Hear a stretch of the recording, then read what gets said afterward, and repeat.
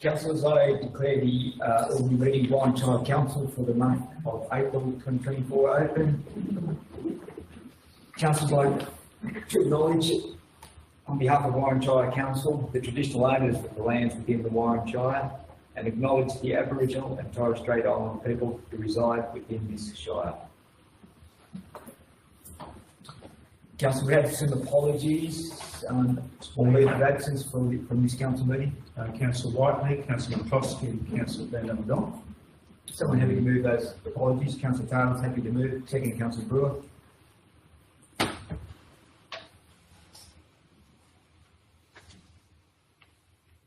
Councillor, put that. All those in favour? Yes, carried. Moving on to item 4 on our agenda, the confirmation of the minutes of our ordinary meeting held on the 28th of March, Thursday the 28th of March. Someone happy to move those minutes to an active record. Councillor Brewer is happy to move. Second was Councillor Bruce. Councillor Brewer. Happy to move the recommendation, thank you. Councillors, any questions, comments before we put that, those minutes? Nothing further, we'll put that. All those in favour? Yes, carried. Item 5 on the agenda, disclosure of interest. Is any councillor disclosed any interest, pecuniary or otherwise? No. Nil. Item 6, there are no mayoral minutes.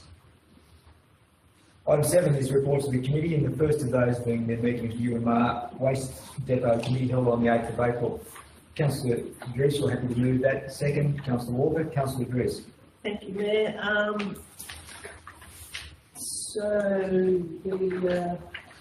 With the transfer station, the earthworks are going to now be back to internally with council doing those. I believe maybe, hopefully next May, if they're available. Next May, sorry. If there's staff available, which would be really good. And then I think there's just one more lot of cementing to go where the truck will be parked. So yeah, that'll be good. It's moving forward.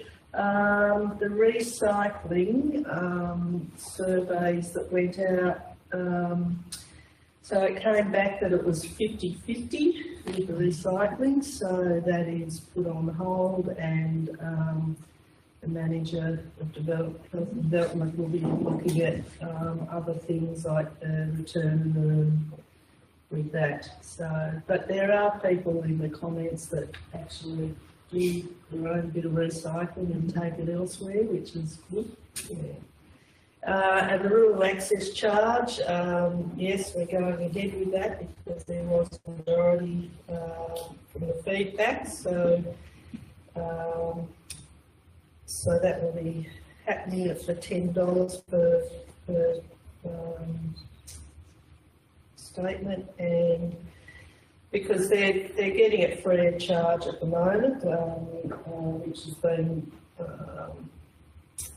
subsidised really by the ratepayers. So we just feel that it's a fairer system, that everyone does pay something, because some people do use the depot. So yeah, that's pretty well the meeting. Thank you. Thank you, Councillor Bruce. Councillor Taylor. Through Mr. Mayor, just a query on the new waste cell. I was out there yesterday, and to me it appears it's just single access. At the moment, I don't know whether that's going to change. I can't see how it can change. It's going down the length of the cell. But when I left, there was 4 or 5, at least 4, backed up behind me because you only dump one at a time. So I can see that being just a small problem. So I take it as Mayor, only for a very short period of time. yeah, that's why I'm asking that question. Yeah, what's happening there? Well, when everyone will be tipping into the truck. Oh, right. Yeah, cool. Again, it's shame to see how the sides caved in on the bloody Yeah, oh, they're going to rebench it and tie it up. It's a little bit untidy at the moment, that's for sure. Thank you, Councillor Taylor. Any further information sought before we put the minutes of the UMR Waste Depot Committee meeting? Nothing further, we'll put that. All those in favour? Against? Carried. Moving on to minutes of the next meeting held on the 16th of March. Someone happy to move those minutes?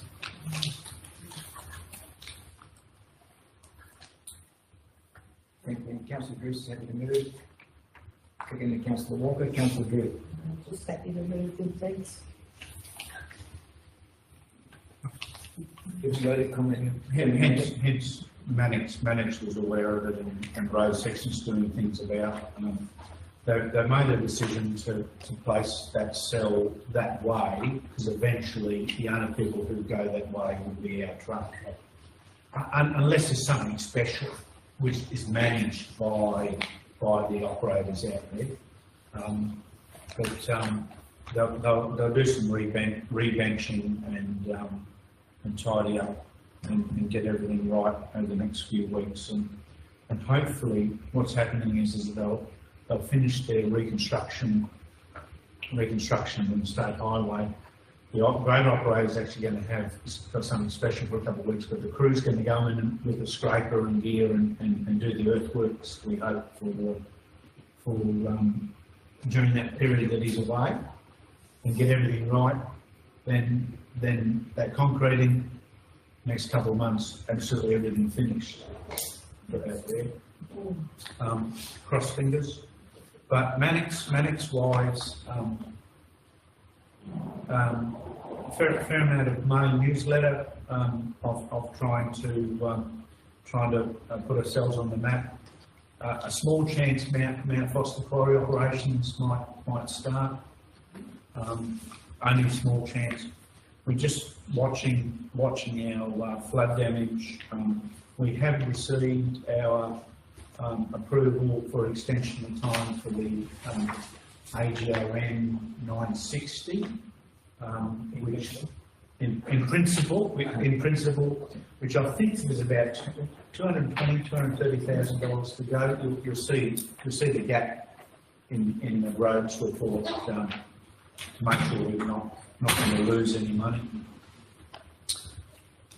Still waiting on approval for the Managed Health and Development's cost to AGON 1034. We're still waiting on something positive for the very large levy emergency operational one, which is the September one. Very unfortunately, we lost an employee last week. That position's not listed there yet, but certainly we've had a few new employees start, a new roads infrastructure manager and the new asset technical officer roads. And Ray Egan, our contract roads infrastructure manager, has become the contract flood restoration special projects manager for some continuity, which is good. It's about a bit of a summary. Councillor For the General Manager, please, Mr Mayor, item 4.5.2 and 4.5.3. Can you give us a bit of a more detail on those two items, staff immunity blood testing and the hearing test requirements? What is, from the 1st of January 24, Council needs to start preparing? What's all that about? A reasonable percentage of our workforce who work near plant and construction, and it's still not 100% because of work health and safety and risk coordinators organising the final analysis and plan, but they get tested ear-wise yearly. So this is not new? No, it's just started. Yeah. Okay. I just started. It just started 1st of January 2024. So from now on it will be yearly. Yeah. So what are the repercussions if someone comes up with hearing loss as a result? Well, and they believe it's as a result of their working environment. Where does that put council in terms of being a responsible employee and provision of hearing safety and those sorts of things? What's that about? Well, we need to make sure that we're actually doing it, and we do, because our plant follows the Australian standards at certain levels below that. part of the investigation and risk assessment would be to do those sorts of checks. We actually do have the equipment to be able to do it. We do have it for planning matters, and that's what we use. To test, you mean? Yeah. But they're all provided with the correct PPE, I assume. Yeah. I'm just wondering whether this opens us up to litigation. Been opened up for the last 20 years. Yeah, but now you've given them the evidence. No, I'm not saying, No, I understand. I probably worded that incorrectly. Now you're providing evidence that can be used, so it's not necessarily independent or independently sourced. It's, I worry about that. And what about the immunity thing? That's special stuff because of the nature of what, at least 2/3 of our outdoor staff, with water, sewer, garbage depot, plant, there's a whole heap of things that we have to set for and get vaccinate, injections for preparation, and that's the initial part, is to actually to make sure that there's a check done if they're actually already immune for certain things, and that's all part. That's been going for 10 years. We're just doing it in a more organised way. Okay. But you just imagine the stick injury type stuff you can get from needles and all sorts of things, water, sewer, maintaining the plant that works out the depot, the UMR waste depot, working at the UMR waste depot. So picking up dead animals, things like that. Thank you.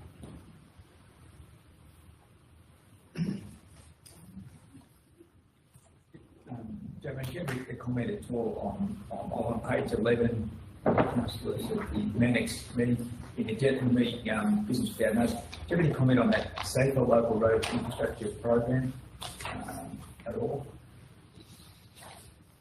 Where is heavy the first point? Yes, Mr. Mayor, I had a conversation with some Transport Minister Affairs representative who was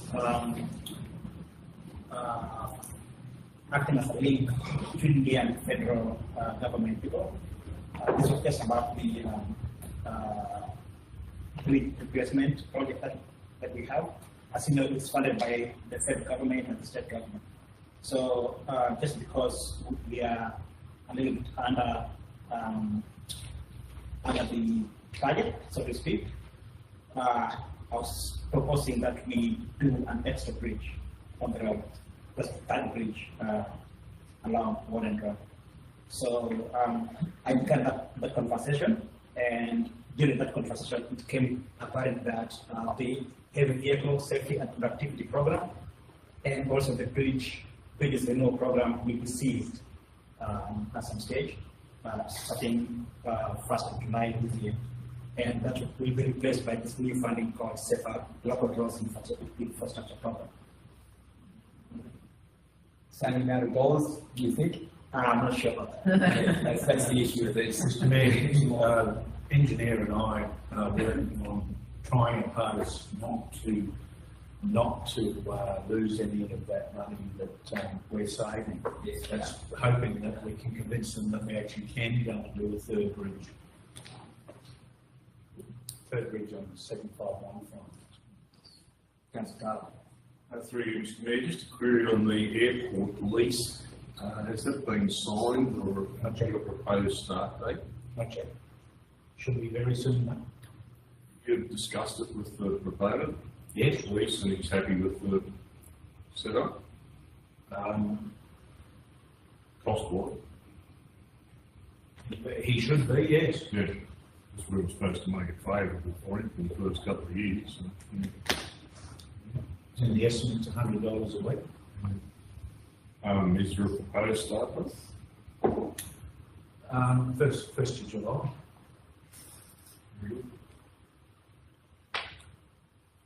I'm expecting the lease to be signed in May, I hope, as we're finishing the facility. Councillor Walker, Question? Yes, please. Now, I'm just wondering, page 6, engineering department matters, 4.3, the minimal payment we have is, I mean, there's things going on. Is there any indication that that money might be on the table to do that work? 2.100? Sorry, Mr. Mayor, I missed the first part of that question. The answer is yes, and they're forcing us to actually do it now. Yes, bringing it forward, so. Sorry, didn't hear you. So, I'm sorry, I was probably talking. no, this is only just happened, so. Sylvester will now explain Millwall. What's happening, that's standing on the way forward. This Milo rehab project has to be completed by end of June. End of June, Yes. by council work. Probably certainly a big start anyway. Yes. They don't want to lose money. They don't want to lose the money by working. Get spending it. Yes, Mr. Mayor, if we don't spend the money, we lose it. Okay. Thank you. The councillor Brewing, you sorry, just give it. I'm not sure whether it's related, Mr. Mayor, or not. I just wondered, I heard that there were vehicles on the Gilgandra Road, which is the same road we're talking about, with New South Wales government markings doing patching over the weekend. Is that right? Was that happening? Answer that, Celeste, do you want? Why would they be doing that on what's essentially a road that we have a contract for? Was there between Collie and Warren? Take it on notice. Councillor Brewing, thank you for that. They were clearly marked as New South Wales. Transport from New South Wales vehicles, as opposed to one. Had the road sort of closed, half closed, sort of diversions. And there was a sign out the road here as well. Maybe it's connected to that, I'm sure. Mr. Mayor, what I'm aware of is there's some culvert cleaning that was supposed to be undertaken directly by Transport from Southwest, so maybe that. Yeah, no, that's it. Yeah. And then we've got some heavy patching that our fellows have done at the intersection of 202 and State Highway 11. Yes. So they're testing it. Is that what they're doing? What are they actually doing? Culvert cleaning, that's what I'm aware of. If it's close to Milo, then probably that's testing. Right. Thank you.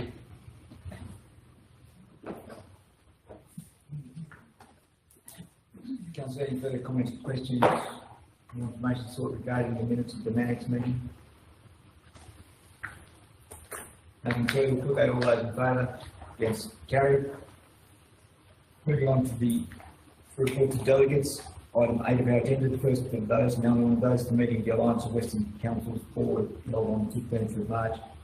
I'm happy to move those draft board minutes that are there in our business paper. Councillor Derrick, you're happy to second. Councillors, I think we've had a preliminary discussion about this last meeting, but the overriding importance of this meeting is to do with Peter Ashtray, the New South Wales Productivity Commissioner, who is seeking input on the funding models for water utilities and how they might work best out here and how we actually were working. I think all councils were at pains to point out to him that probably we could, at best, we would aim for cost recovery in terms of water provided, etc. But in terms of infrastructure, that was very much in the domain of the state government or the federal government in terms of coming up with funding for those sort of items. And I think he took that away as a take home from every council that was there. The meeting, the Dumbos, the Regional Council, the Western Regional Council, well, all in the same boat.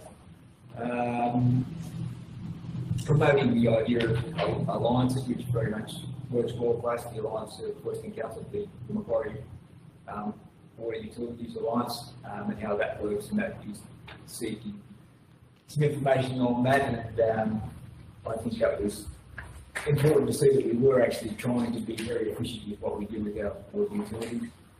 Beyond that, the rest of it's in the notes there. I think that the fellow who spoke about the Trent Geddes, the regional technical hub, where I think he circularised some flyers around him in terms of access to internet services, Wi-Fi type services, just all those sort of things. This was set up by New South Wales Farmers, and it's a free service, and it's very geographic specific.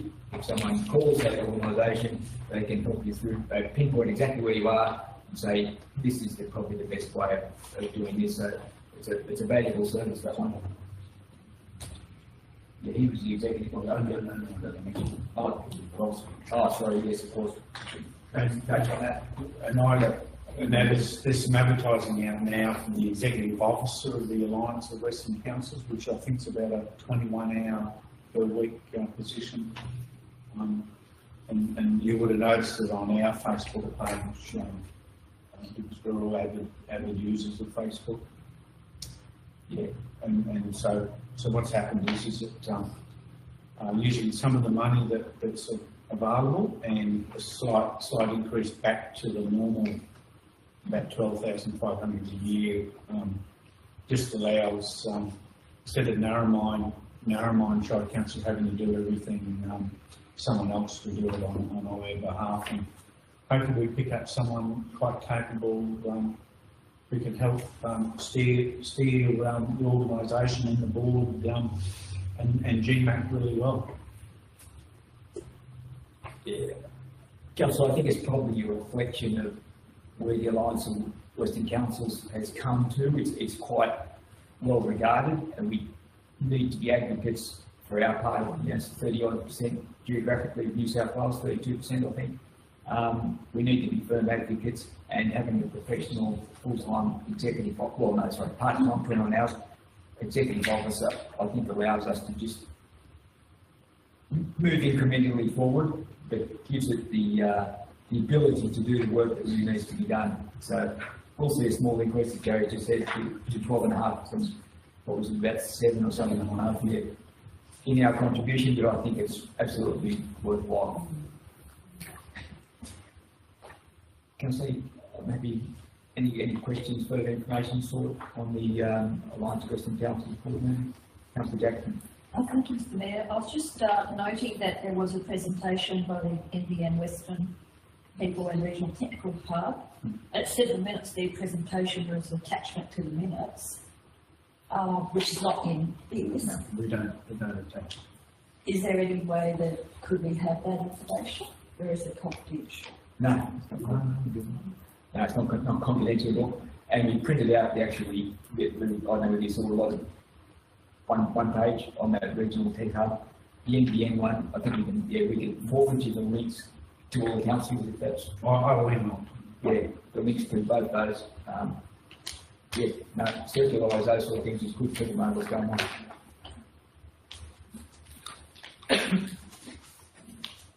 Thank you. Any further information sought? Councillor Walker.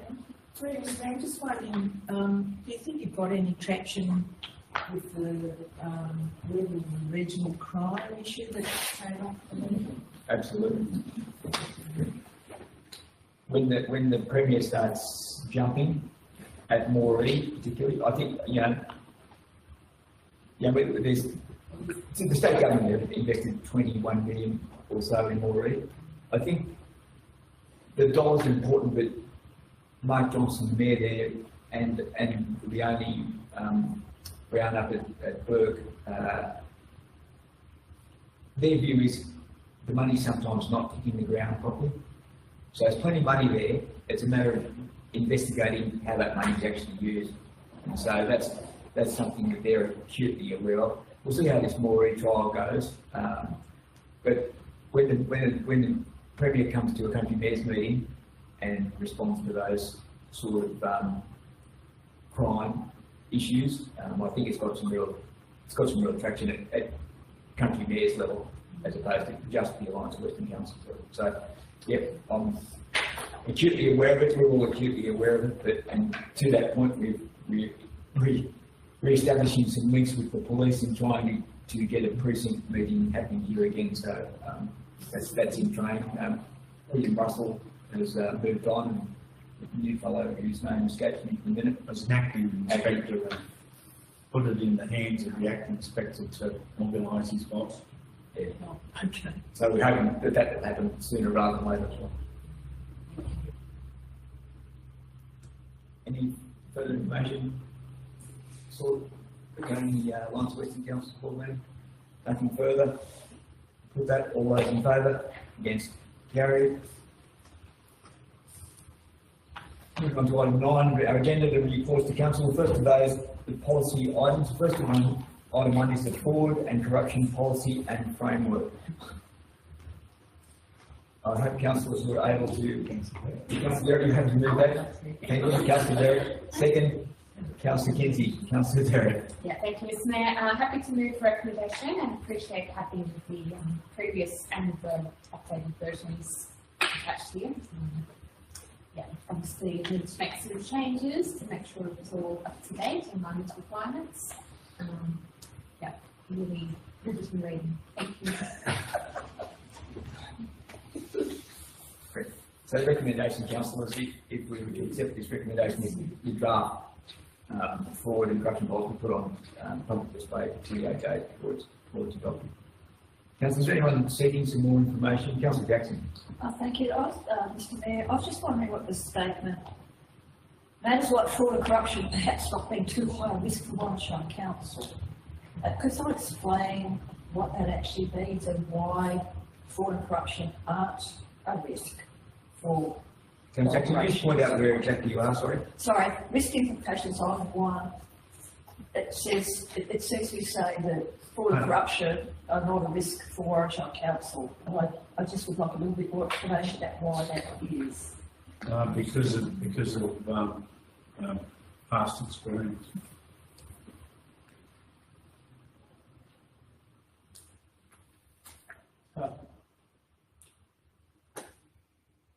It's always a risk.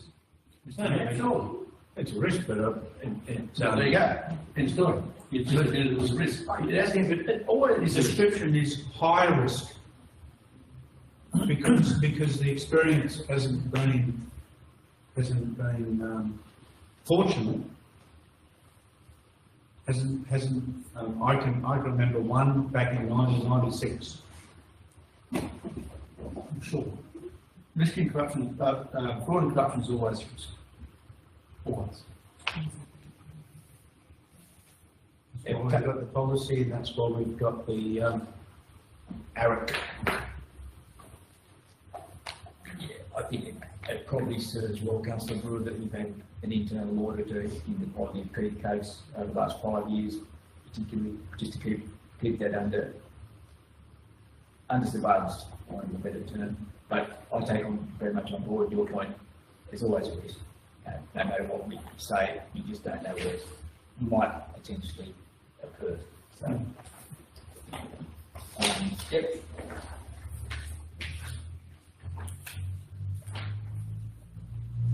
So, Councillor, any further information sought on this policy item, on corruption policy and its framework? If nothing further, we'll put that. All those in favour? Yes, carried.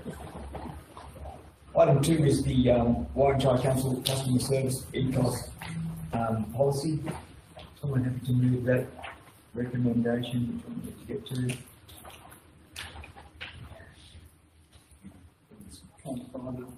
79. That was how we spoke, 79. It's similar to the information and that the policy be placed on public exhibition for 28 days and then adopted thereafter. Move the recommendation. Thank you, Councillor Taylor. Happy to move. Secondly, Councillor Derrick. Councillor Taylor. I think it's a good thing. That's all. Can't say anything wrong with it, that's for sure.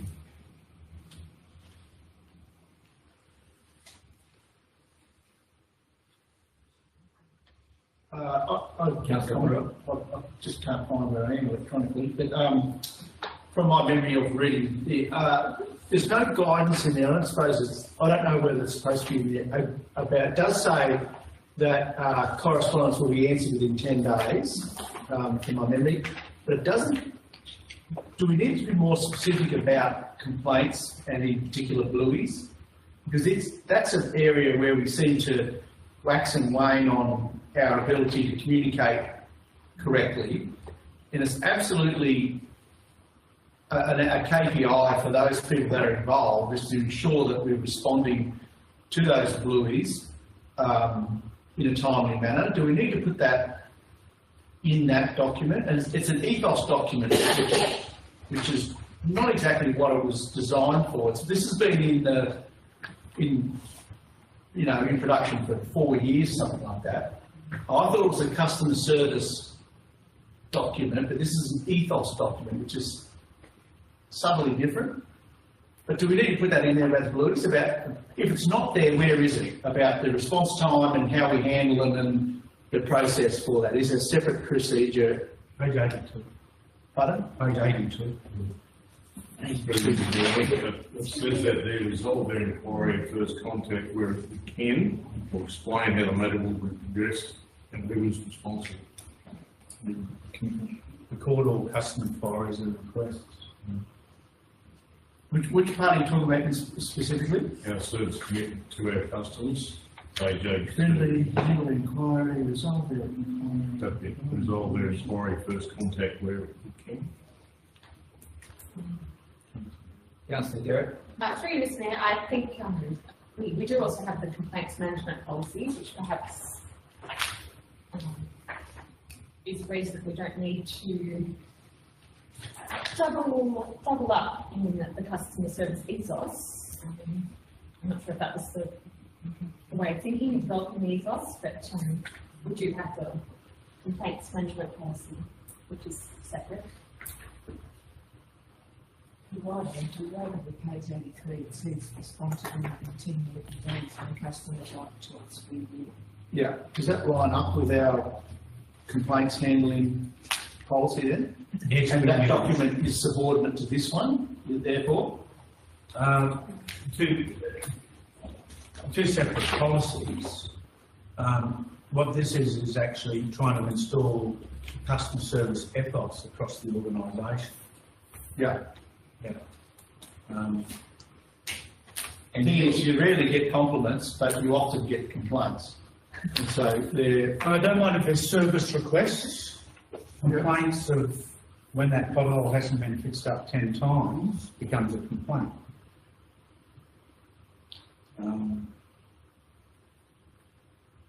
People, part of the ethos is if you get a bluey and it's tick that someone wants a phone call back. Someone needs to call That's back. not in here though. No, it's our system are our blues. Without people aware of it. What it is trying to install that that's part of the ethos. So, Andrew, I think this is something. This seems to be a policy. Do we need something more? I think do we need something more prescriptive than what this is? Then surely we need to reference that document here, Mr Mayor, so that it's very clear that this document does not inform handling the blues, that there is a separate process for that. That's what I'd like this document to reference, if possible.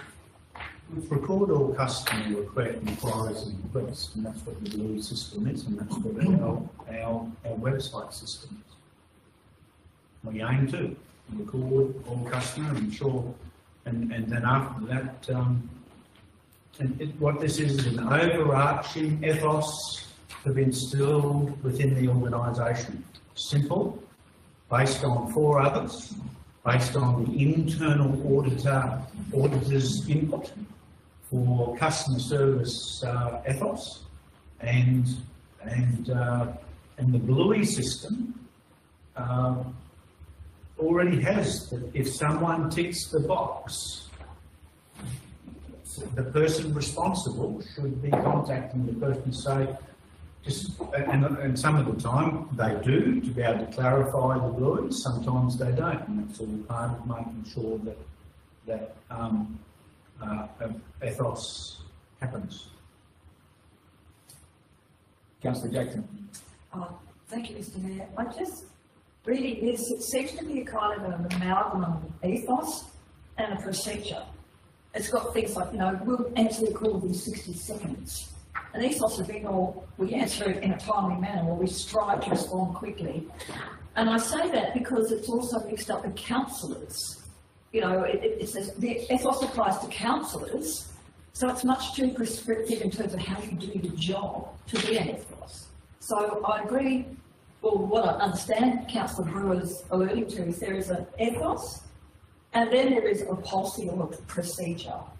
And something that applies to the staff specifically, and how their dealings, as opposed to an ethos where we as representatives of council, how we interact, and what is the spirit of what we do. That's my opinion.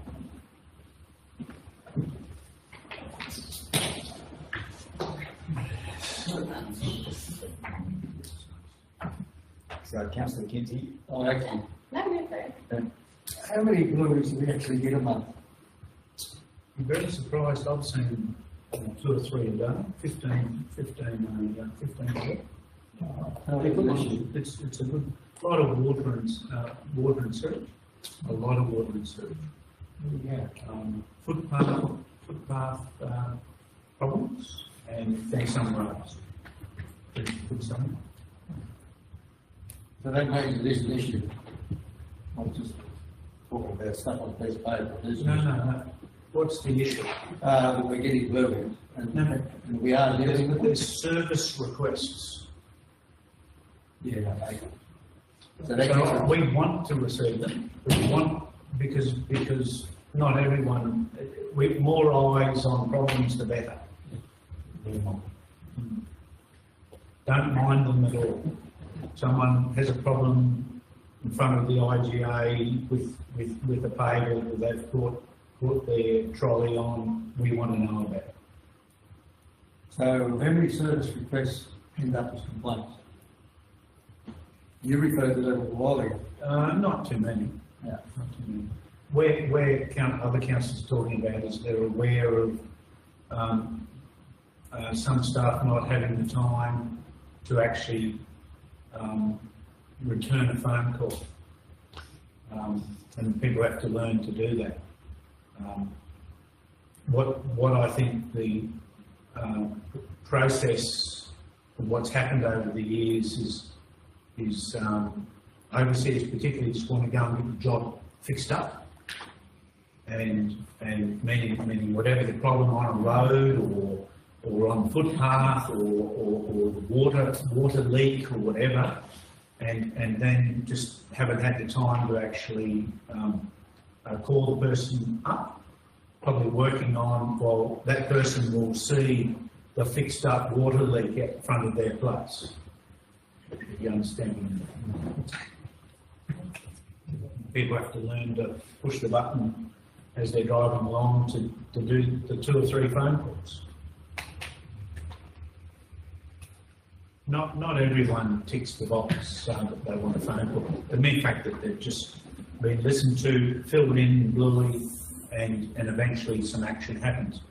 Some service requests are pretty complicated to complete, and that's another complication.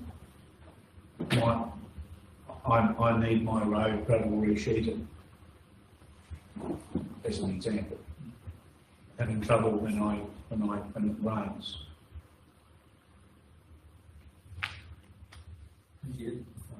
Mr. Mayor, just another good example is that the dead tree stump out at the front of my place, could you grub it out? And what happens is the overseer responsible for that puts the 5 or 6 in a pile. This is when I get my contract, I go bang, bang, bang, bang, and does the whole lot. We're not going to go do singular ones. We do it by, and they just figure, so ring up and say, look, it's in my list. Just when I get contracted to do 6 or 7 together efficiently, as an example of not returning a phone call. Councillor Dress. Yeah, just a comment. So if you've got a member of the public that contacts you and they said they put a bluey in and say it's a fortnight and they haven't heard anything, do you say to then put another bluey in, or for us to contact, so the Manager of Engineering ourselves to follow up on it? Both. Both. Both. Yeah. Both. The ladies at the front do another bluey a lot of the time. Or the phone, whoever's taking the phone call. Councillor Walker? Mr Mayor, I've been listening to Councillor Jackson. Is it getting a bit confusing with putting councillors, volunteers in the mix? I mean, I know I have people ask me about things and I say, I'll go and do a blue, and that's part of our service. But is it appropriate for us to be in this ethos policy? To me, it's getting a bit confusing. The way I'm reading it. You are part of providing customer service too. Yeah, but we're not at the desk sort of thing. That's not what I'm reading. Based on a lot of the other councillors, they're doing the same thing. Part of whether it's a volunteer, a councillor, an employee, or a contractor, etc.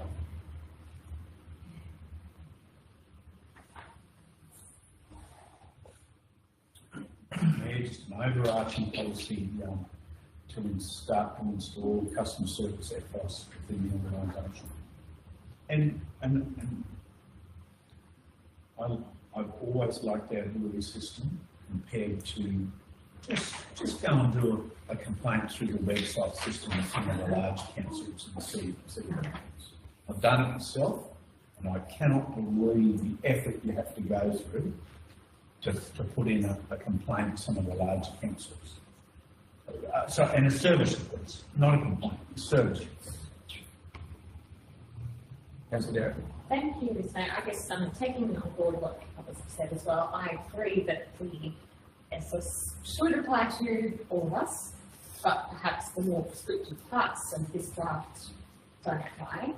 The complaints management policy doesn't cover service requests. Do we have a policy that covers service requests and how they are dealt with? I would believe so the complaints management policy does. We've changed it to be, it used to be called complaints request form. We've changed it. 2 or 3 years ago, Councillor queried me and I found it within that policy that it's part of the process.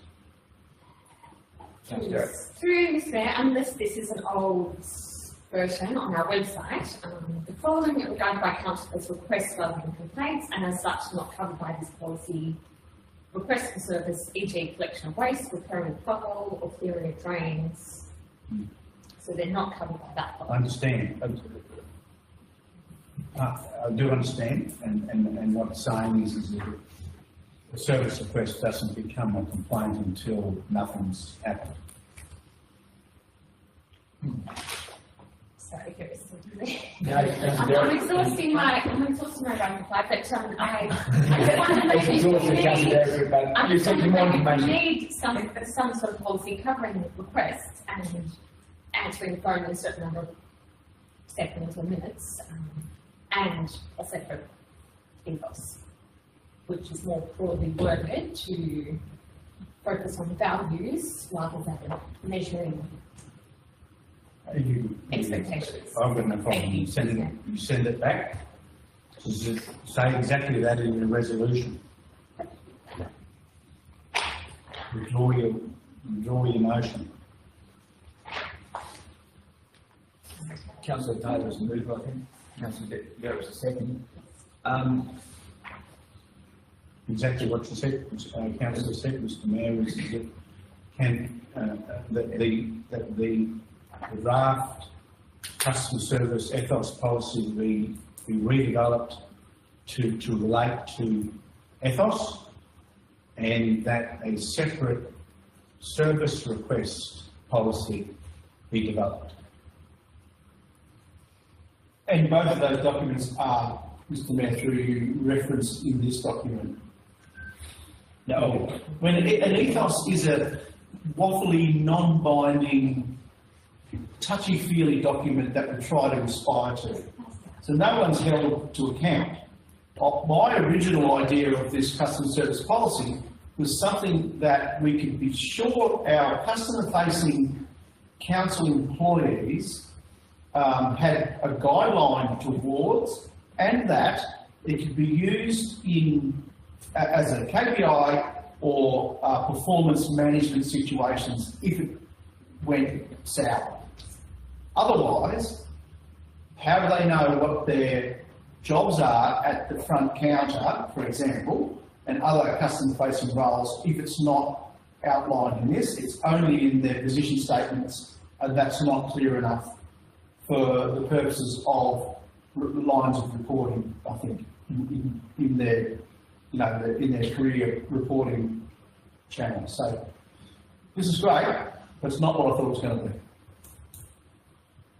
It's only been 4 years.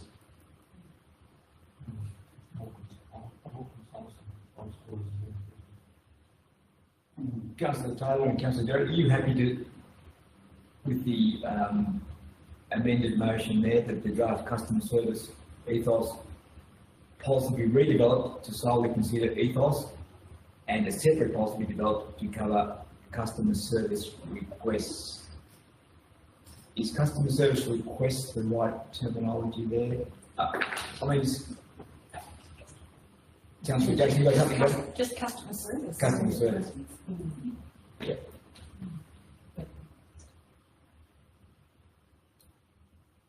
Yeah, that makes it doesn't tie just to that request, which then pertains to Bluey's. Yep. Are we getting the intent right here, councillors? Just two separate policies? Yep.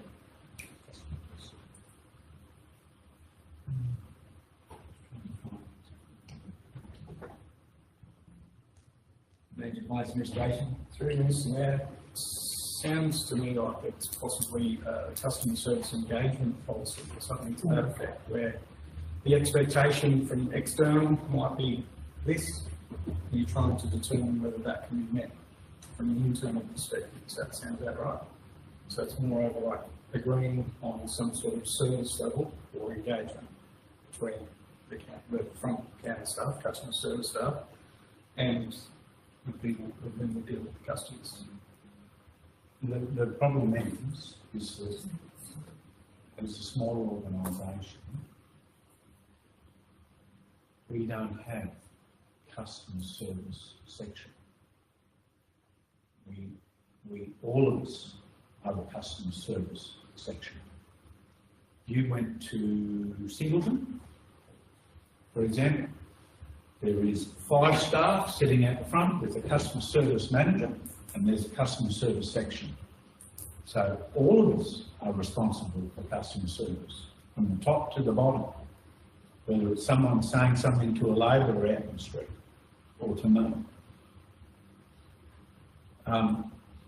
We've changed our Blueys to be called customer request, not complaint. I think it used to be called complaints, because that's what we're trying to pick up is customer requests. Anyone in the organisation, we've all got our Blueys. So Blueys sitting on our desk, and when someone rings, whether it's at the front, whether anybody, we can do the Blueys. So we are the customer service officer at that time, whoever it is. And that was the reason why for years an ethos was probably not thought about, because it's not as if there's a section that's responsible for customer service, which is a whole lot of us. Yep. I've split it, customer service ethos and a separate policy to cover what? Or is it customer service procedure, which is then a management matter, not a council matter? What? How? We need terminology, I think, to in the second part of that, to actually get the outcome that we were after as councillors. So, Councillor Jackson, you go ahead. Oh, no, I was just saying exactly what Gary said, is there's an ethos for all of us, and then there is a policy for Gary to manage the operations of the business of council that is directly tied back to the ethos of council. And we as councillors conduct ourselves in spirit of ethos and with the requirements of being a councillor that we've signed up to. And staff, whoever they're actually following or whatever they're doing, will subscribe to the ethos, and it will be measured and managed through a policy. So how, I mean, I'm You just say saying, a separate procedure be developed to cover customer service. is that what you, that's probably the, we're just looking at the terminology of that second part. A separate policy be developed to cover customer service. I think the wording of that is, we need to get the intent, the wording right, so we get the outcome that we're seeking. So is there some wording that councillors think is appropriate to get the outcome? Councillor, sorry. Mayor, I understand that there are already procedures as to how to manage a customer service request. And I wouldn't like to see this being overcomplicated. I think probably as much detail as we need is in the draft, but to be separated out. So I think it's more a policy than a procedure that I think is required. We don't need a procedure to tell staff what to do when they receive a service request, because that does already exist. It's more the, basically the detail that is in the draft about the number of days and the way that's, I guess, the answering the calls. Those kind of parts of the draft would be in the customer service policy, not in the ethos. Sorry, I'm not explaining myself. Well, but I think Ethos and Customer service is broad, it'll come back to council anyway. How about we? One quick one, so be guided by this, surely the contract we have with Transport New South Wales that requires us to have a customer facing presence at the front there surely there is a good enough guide to that. We don't have to reinvent the wheel on this. Most of us will be in there. Won't be, complaint handling may not be with a couple of items, but surely their expectations they place on us to fulfil that contract are give us the core of what we need for that document.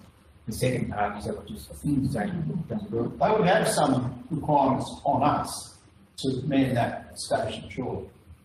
Let's leave it to staff to come back. I think we've covered the intent of what we're asking for. Let's move on and come back at an opportune time, if not next meeting, the meeting after, when we've had a chance to deal with that. So Councillor Taylor, you happy to move this way? Second was Councillor Derrick. Yes, happy thank to move that way. Any further comments, information talk before we put that? Nothing further, we'll put that all those in favour. Yes, carried. Moving on to the report from the General Manager. Item 1 in his report is the outstanding reports checklist. Someone happy to move the recommendation, and there'll be a number of recommendations at the end. There are a number of asterisk items. Someone happy to move the General Manager's report, item 1. Thank you, Councillor Kinsey. Happy to move. Second, Councillor Walker. Councillor Kinsey. Well, we've got to move the first, leave the first asterisk there, Mr. Mayor. no, it will be replaced by your resolution. Oh, okay, right. It will be replaced by one further down, which is your resolution there. Jolene, do you want to go through the ones that you've asked first, so we can just be clear about what we will So on top of page 1, the second one, what I'm saying is that I've done what I was asked to do, which was record a customer service policy, ethos policy. Resolution, resolution happens as a action on this meeting. Continuing on to bottom of page 7.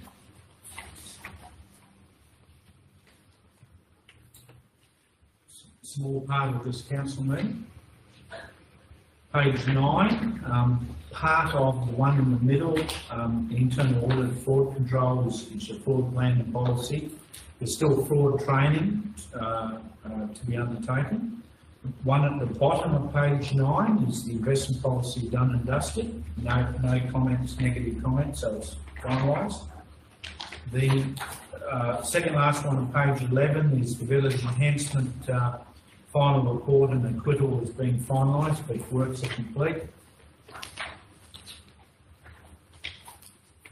On page 15, there's an asterisk that's been accidentally missed. It's the local roads community infrastructure.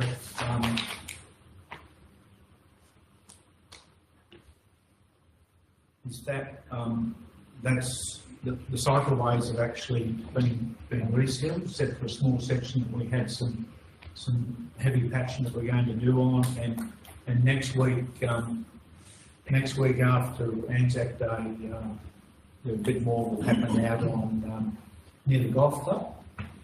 So that one there was an asterisk. Then this next one is the Tanandra Bridge. The contractor's been engaged. Bottom of page 16 is the traffic counter summary. It's looking a little bit different. Backward roads. And that's it. Sorry, last one on page 18 is the report for Rural Fire Service. The DA has been put to the this council meeting.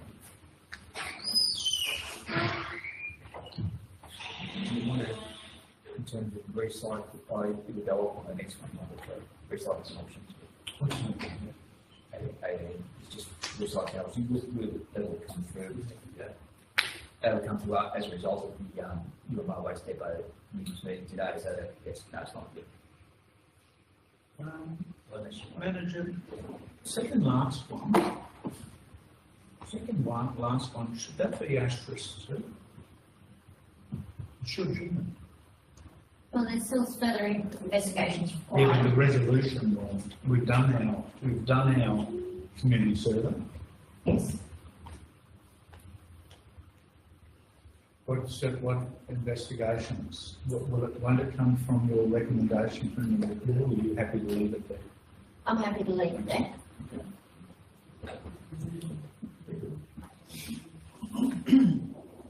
Mayor's just trying to get asterisk lots of things. Tick them off. Yes. Can I just ask a question, page 13, regarding the river tank, river water tank at Carter? Do we know if that's made a difference? We want, in terms of water pressure, et cetera, and it's not connected yet, isn't it? So that's what I don't know. Was installed, okay, so not necessarily connected yet. Okay, no, thank you. It's interesting to know whether it's going to make a difference. It's raining now, so pressure on. Any further comments, questions, information sought regarding item 1, the general manager report, the outstanding report checklist? No, nothing further. Put that, all those in favour? Against, carried. Open to the councillors.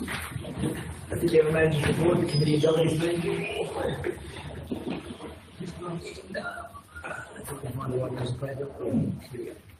In recognition of Warren being a healthy town and to keep awareness of a healthy lifestyle, Council will be standing while voting for item 2 of the General Manager's report, that being the committee and delegates meetings. Someone having to move that the committee and delegates meetings be noted. Thank you. Councillor Drews has moved. Second, Councillor Brewer. Councillor Drews. Just acknowledging that that's received and noted in the recommendation. Thanks.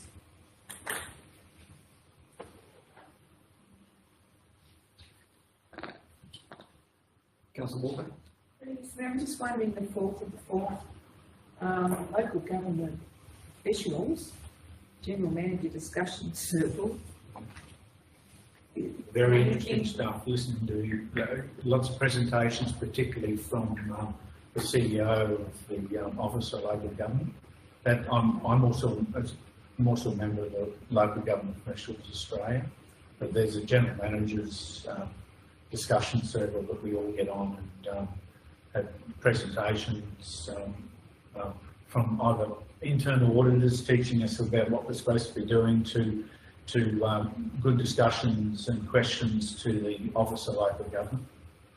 Is that a monthly thing? Yeah. Yeah.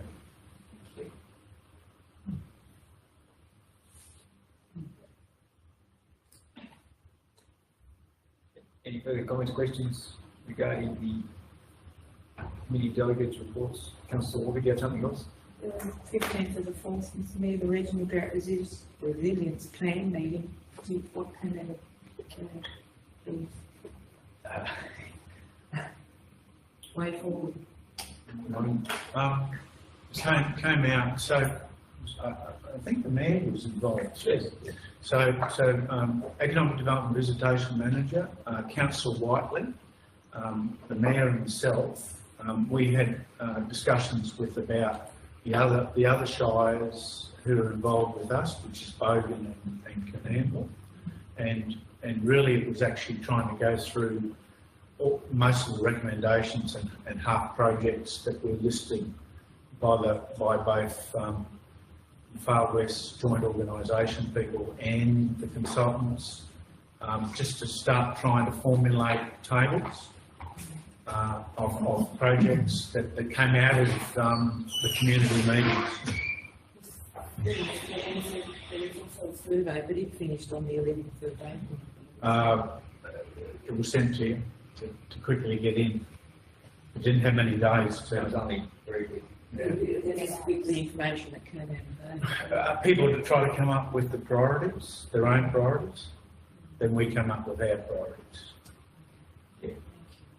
So this is it effectively works out to about 80 grand per council, but that's really ineffective. The whole idea is if you do something that's collaborative with 3 councils, which is, as the general manager spoke about, Bogan and Coonamble and us, then you get a little bit of bang for your bucket.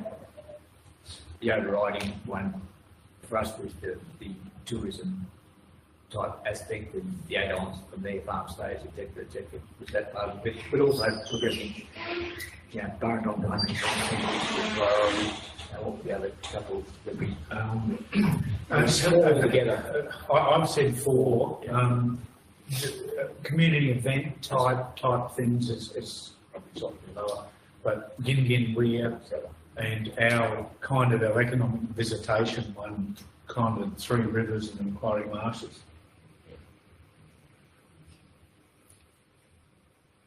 Any further comments, questions regarding the committee delegates meetings? Nothing further, we'll put that. All those in favour? It's carried. Item 3 on our agenda, in terms of the report from the town manager, is the works progress report, infrastructure projects.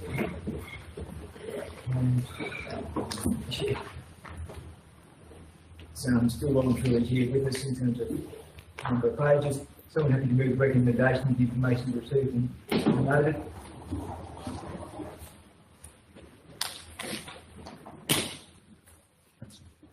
Sorry, Councillor Jackson, I didn't know that you moved around. Thank you, Councillor Jackson. Move.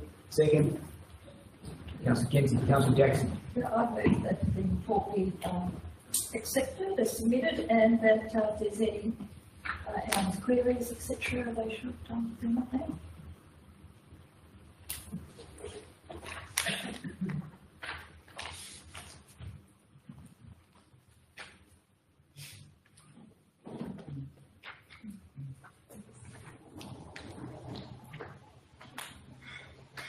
Anything you wish to draw our attention to in terms of the progress report of the various infrastructure projects?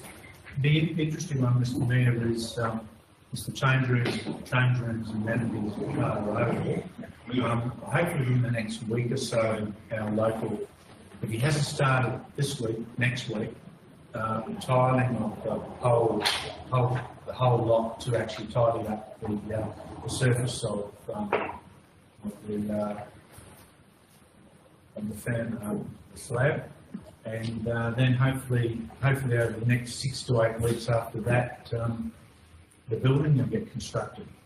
I think there's some plumbing repairs that he has to do as well that we've noticed. So And the infrastructure project manager, I'll say, is trying his hardest to make sure that we actually do get a quality building in the end. I'm very, very pleased in the end that part of the fix-up will be a tiles from one end to the other, which will make it, in the end, a good start to a good building.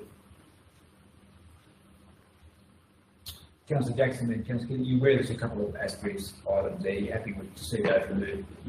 The go over EV station, which we talked about in terms of our budget, and what's the other one?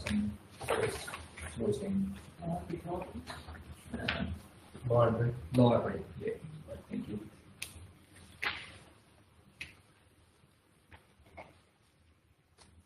Councillor Walker. Mr. Mayor, I'm just wondering, the building is covered over in Mendy's building. Do you have a warranty Yes, on it after Yes. it's finished? yes.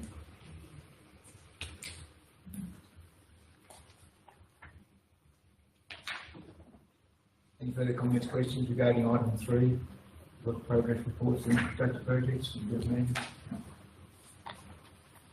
Nothing further, put that, all those in favour? Yes, carried. Item 4 is the reports from the General Manager, the internal audit and risk management framework. Recommendation is there in front of us. With slight changes, which you need to consider. Three. If you don't want to call it deputy mayor, you can say Councillor Derrett at the moment, and you can say a councillor elected, remove deputy mayor if you want to.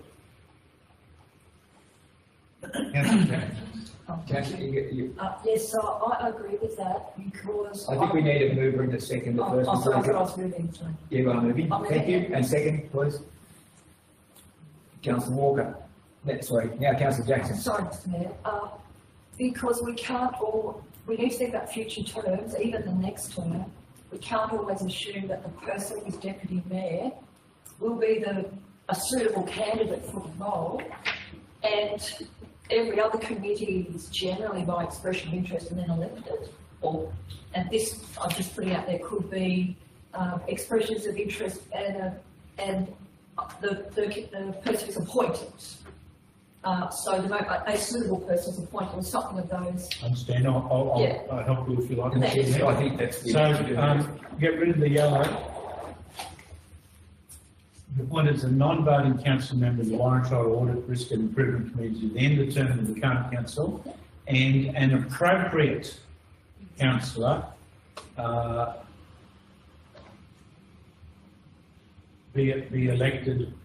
Be appointed. Be Be appointed. You get the rest of it. Yeah, you don't need that. The appropriate council be appointed and get rid of, what terms? I don't know. Because it obviously excludes the mayor, but every other councillor, including deputy mayor, is eligible to be appointed.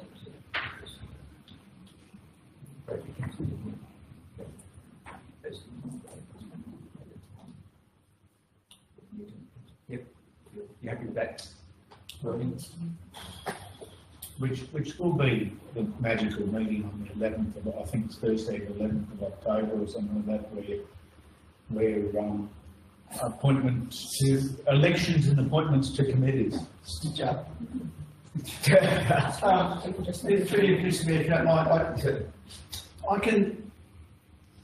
This is going to be one of the most difficult committees to find a councillor for. There's no doubt. And I worry that if no one wants to do it, if it's not hardwired in as the deputy mayor, then we just won't find that appropriate councillor. What happens then? What's the?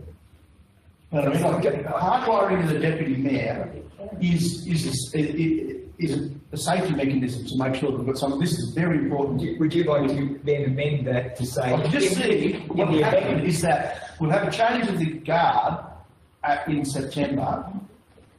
There'll be, remember in 2016 there were 6 or 7 new councillors. None of those councillors are going to fly in here and want to be on this committee. So it's going to be, if it's the same,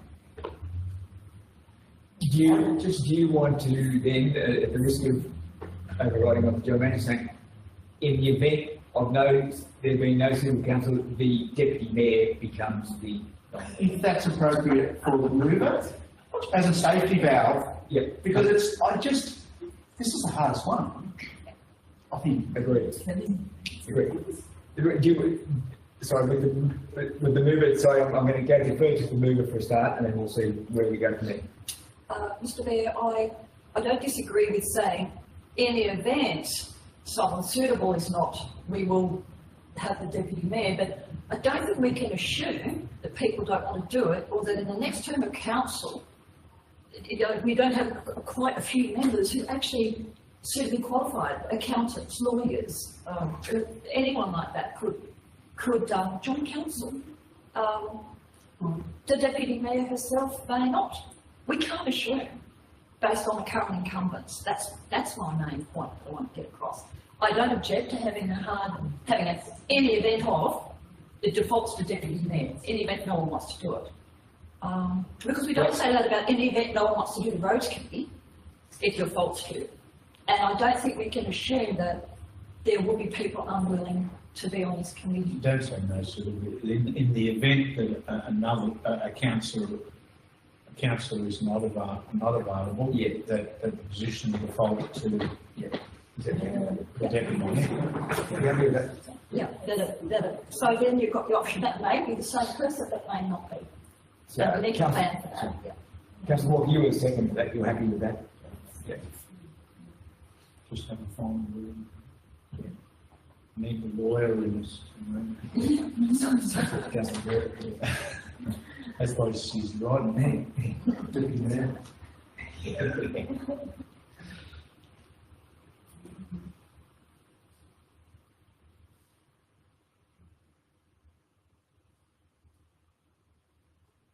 Yep, that's just okay with me. Councillor Jackson. Councillor Derry, have you got... Mr Mayor, as the current deputy mayor, I would just like to say that if anybody else is interested in this position, that would be completely fine with me.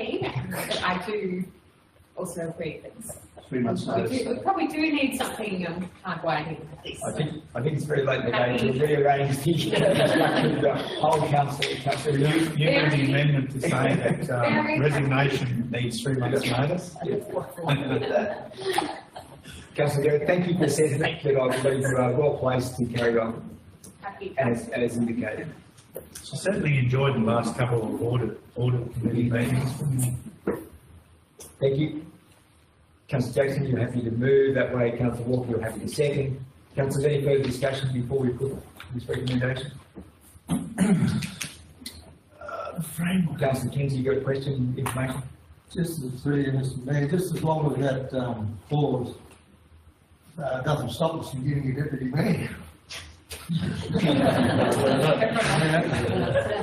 There is. Sorry, another question. Is there another resolution pertaining to this ARIC in here, or is this it? This is because this goes on about 5,000 pages. This is the only resolution relating to that. So I just think it's an important change to the way we do business. Oh, the thing is that there's actually, sadly, no option. That's very clear. Yeah. The appointment of the 2 independent members and the chair are expected to go to the main meeting. Right, so I've got a question. Absolutely. Paragraph 7, so Scott Hoskins is the current risk chap. His title must be... But this is to a higher level, and that's why the city... Right, so are involved. in conjunction with the work health and safety / risk order, that's him, is that right? Yeah. So when it says senior management team in conjunction with him, guided by his, now does he have the reserve capacity to do this? Because it fundamentally changes, because this is audit, it is fraud and corruption, compliance and risk in general. So risk to audit, but risk to everything else, from what I can gather. It comes under this one umbrella. The corporate risk register and actions have always been the general manager and senior management team. We've just added him as part of the process, and that's why he actually came as an observer to the last audit committee.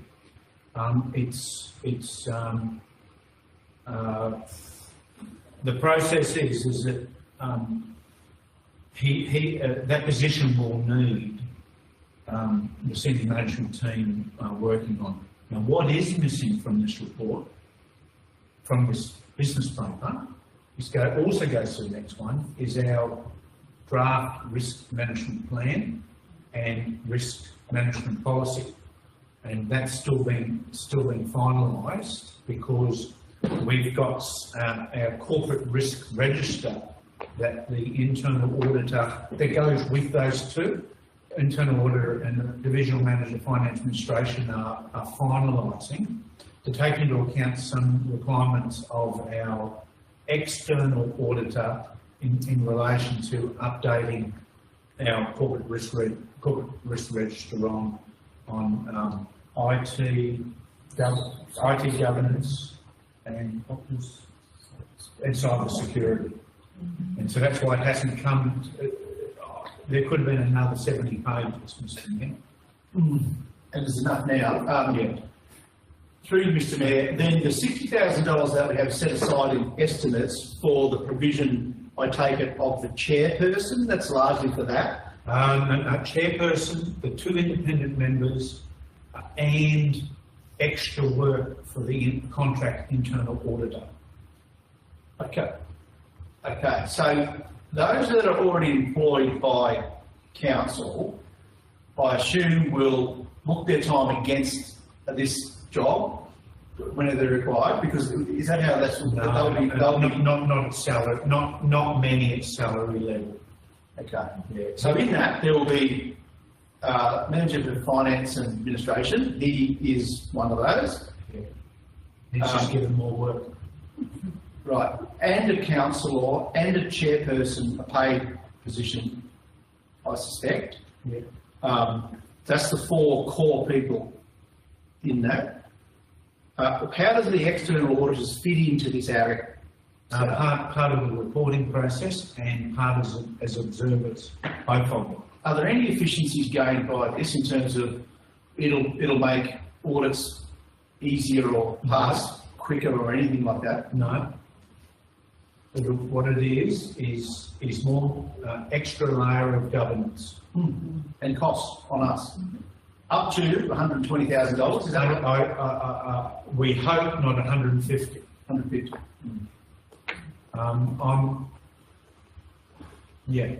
We put in 60,000 because a good percentage of it is actually more work for the contract internal audit.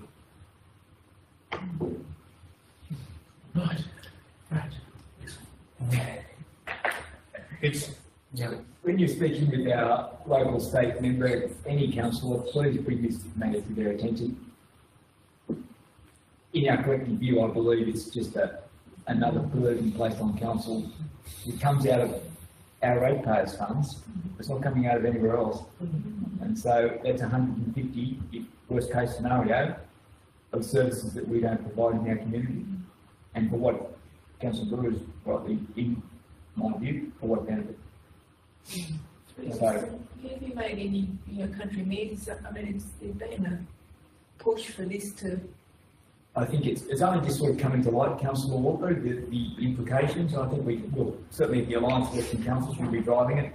Country mayors will certainly drive it again there. But I think it's a matter of getting through to in my view, the Minister for Local Government and saying this is an onerous burden that perhaps is not necessary. Because what it's really assumed is that the government's body, the elected body, and the mayor and deputy mayor don't know what's going on.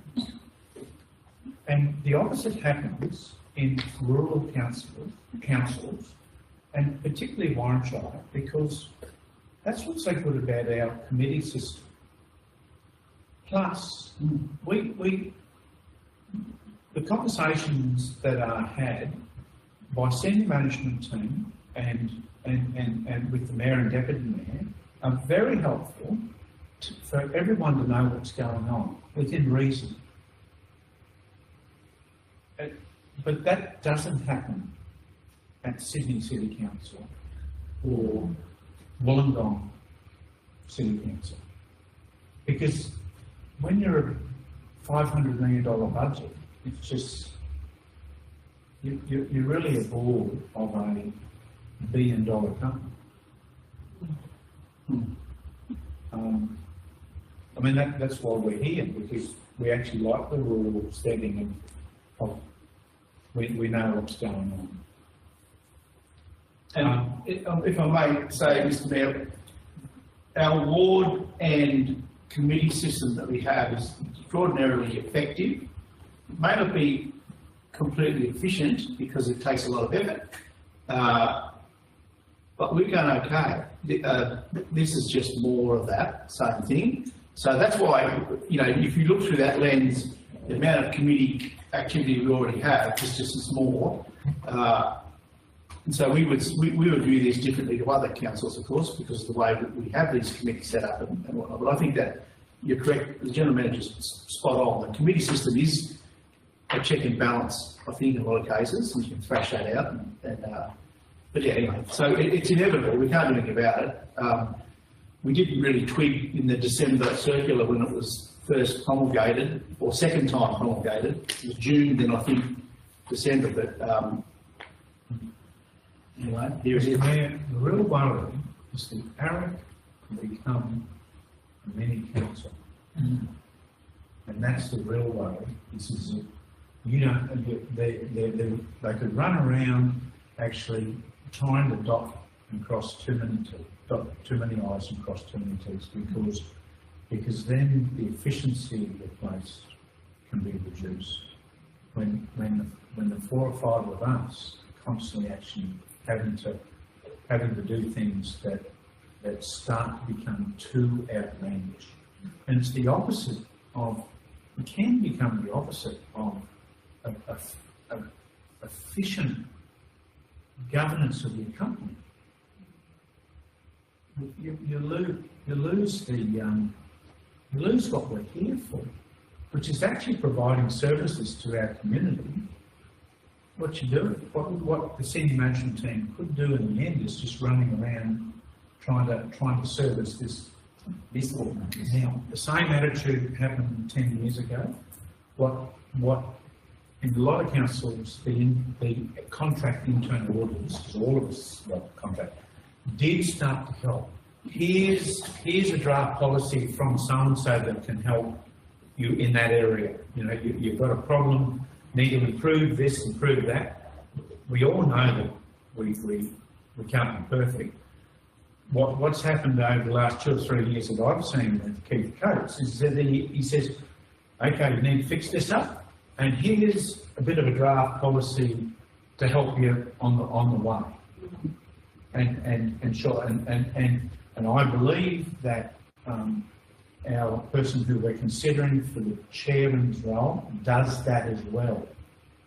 He's old local government, he's old staff, so he wants to actually make sure he's not putting staff on the spot. He goes looking for improvement methods, and not, here's your problem, come up with a solution. Here's your problem, and here's up with the solution. What's the process of appointment then for the chairperson? Council does it. Those 3 positions, council will be doing it at the moment. I've advertised, so the ARIC independent members are advertised at the moment, and because Lachlan and Canamble and Gill, we felt that efficiencies and knowing the person, he's made his application, and part of the process will be Mayor, Deputy Mayor and Senior Management Team will make a decision of check to make sure they're happy with that. So we've already started those discussions, and they'll be all part of the recommendations are made, both two independent members and that chair. But because someone else has already picked in, three councillors already picked in, we're happy with. Get it done. Yeah, unfortunately, Councillor Hill, it's one of those things we're just going to have to accept for the minute, but I think we should be working to make it much more applicable to our circumstances in the current. With that said, move and second are happy with that as it stands now? Yep. No further information sought by any councillors? Being the case, put that all those in favour, against carried. Moving to item 5 of the report of the general manager, that being the draft 24-25 operational plan.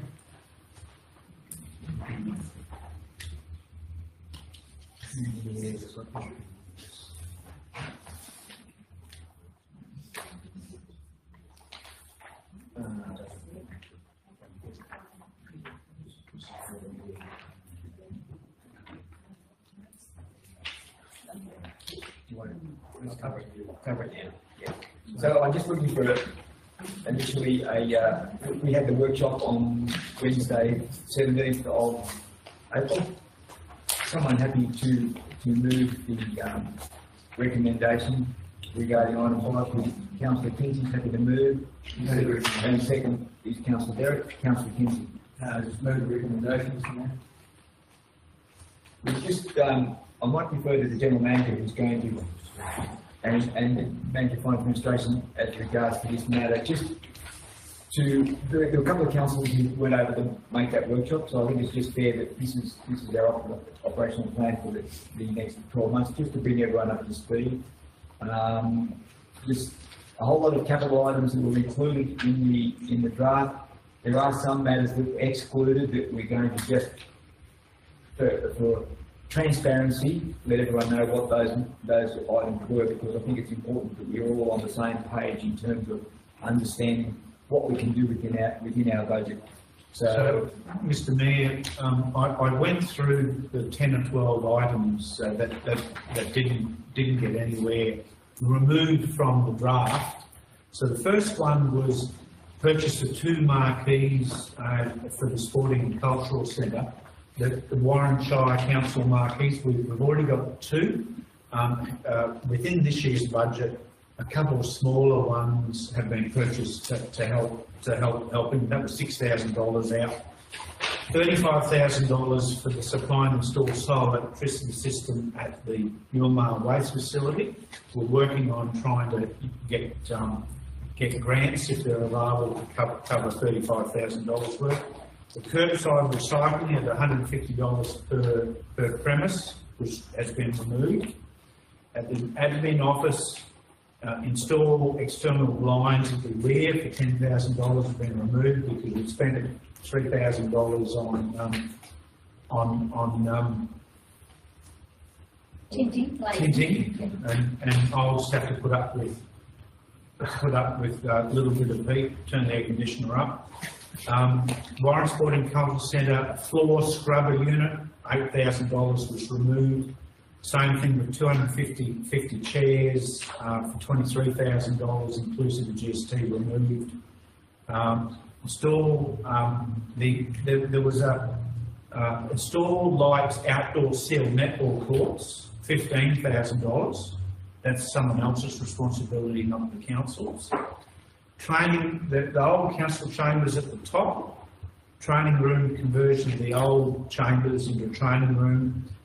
It's just not justifiable at the moment. We can use it with the big total, but not completely set it up. Open library, seating, paving and shelter was $97,000. We can't afford that, and that's for a future grant. Library paving area near the Dubbo Street corner. It's all part of of the $14 million grant if we ever get out. 27,000 for the same thing as the electric information signboard at the library, same thing again, out. Some extra work at Carter Oval, meaning a hard path area for the long jump, run on grass, out.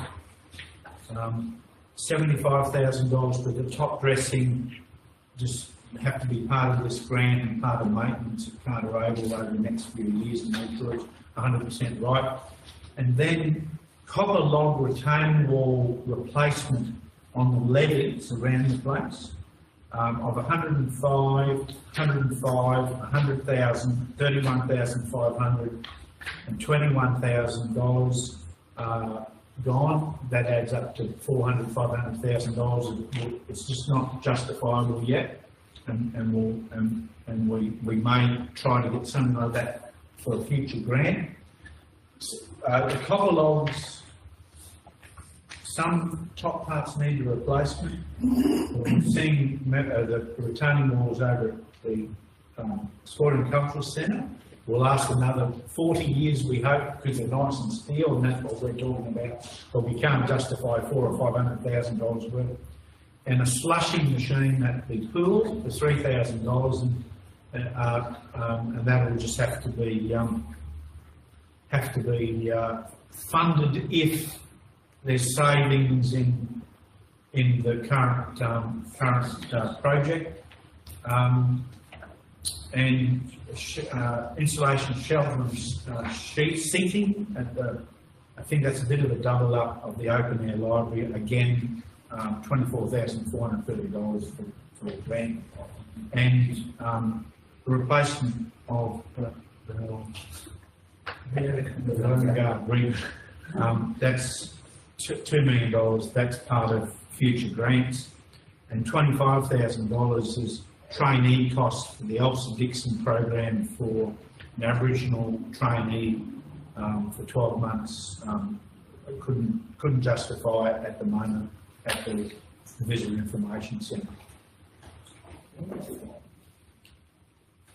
Thank you. I think that was just worthwhile to know what was excluded in our view at the workshop. Those weren't a high enough priority to make out basically for the city. Yeah. But then you'll notice in the business paper here all the where the funding is going to be spent in this forthcoming 12 months, given the adoption of the operations. And Mr. Mayor, hence why you've got a one-page document which on 2 pages of showing what we've estimated as of the 30th of June 2024 of our internal restrictions, and there's $733,000 left in that major one. But you'll notice where the 171,000 is coming from for Gunnerborough Estate. It's in there. But I think we're 288 plus. There's about $215,000 in the estimates that's coming out of that 733. Plus, you'll notice there's $405,000 that hasn't been spent at the pool. It's not going to get spent. And it'll stay there until we need it or goes back into that infrastructure reserve.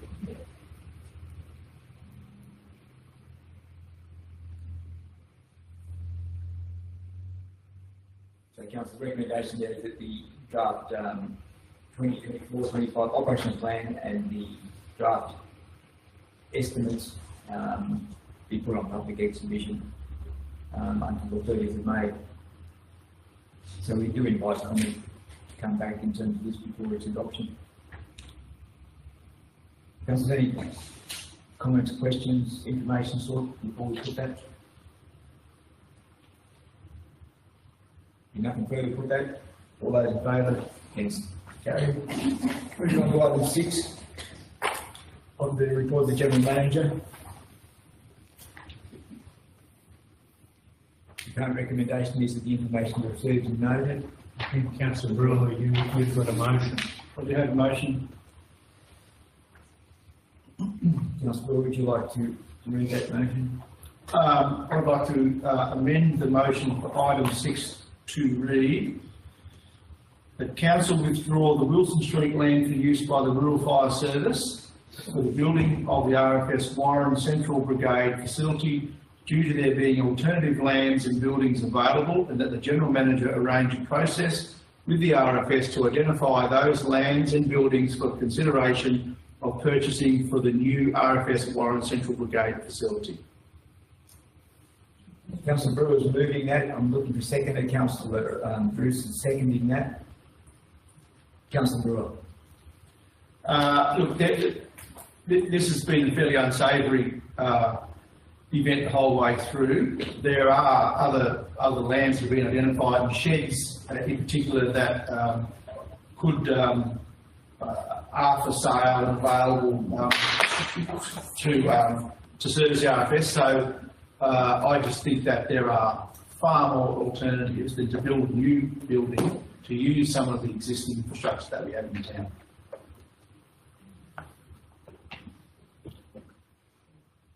Councillor, we just need to be aware there's a risk involved in accepting this motion and then voting in a positive way on it, in that we may burn some bridges with the RFS. The question for us, is that an acceptable risk? Is it an acceptable risk that the RFS pursue the matter? It's up to councillors. I think there's a feeling around the room of the way that perhaps it might occur. Invite any further comments, questions, information sort of before we put that. Councillor. Through you, Mayor, I concur with Councillor Brewer and seeing where these alternative buildings are. I think a lot more appropriate areas instead of a residential area. I think it's I think I'll go to Councillor Lewis. That's the point. There are alternatives available, and that perhaps may not have been the case when this was originally agreed to in principle in December that April voting will take 23. So, questions, Councillor Walker, then Councillor Brewer. What risk are you talking about with the RFS? So is this what being taken to court maybe, or just? Reputational damage for Warranshire Council. The fact that they may pursue the matter at a higher level, yes. It is a risk we need to be aware of, that's all.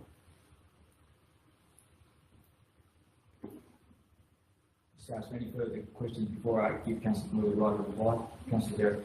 Thank you, Stan. I think I'd just like to make the point that I don't see this as us being obstructionist, and we certainly are wanting to cooperate. So I think very happy with that motion. Thank you. Thank you, Mr. Mayor. I appreciate the support from my fellow councillors.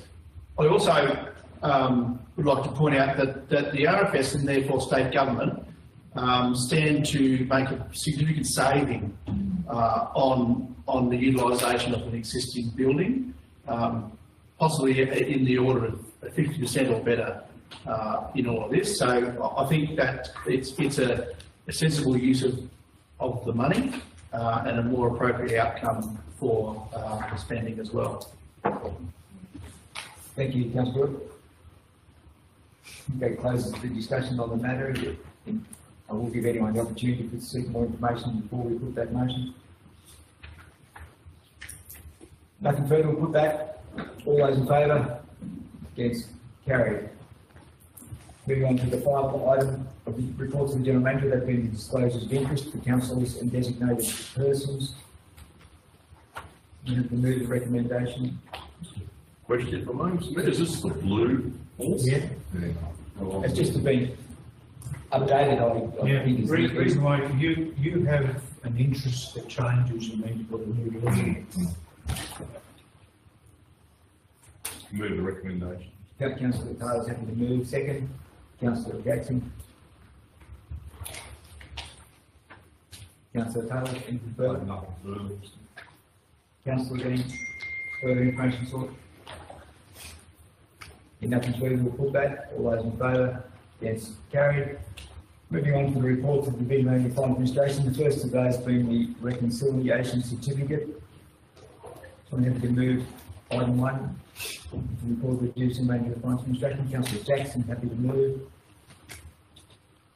Second, Councillor Walker. Councillor Jackson. I'll just move the recommendation as it stands and invite all the management fund. I'll make any comment as significant. Thank you, Councillor. Through you, Mr. Mayor.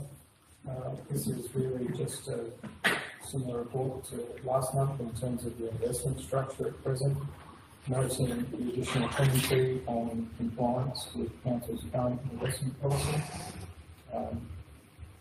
As articulated prior, so you can see on the report that items such as the AMP investments and prior to the next reporting on the 9th of May, the Judo Bank. Those items that were questioned and deliberated as being non-compliant by TECL were never able to be there. However, I will make further note that Judo Bank specifically, from a short-term ratings perspective, has actually increased in its ratings standard very recently. So, still my professional views, there's no real risk to council, and I think we've maximised the return on our investments. Whether it's seen as aggressive or non-compliant, I'd probably question that.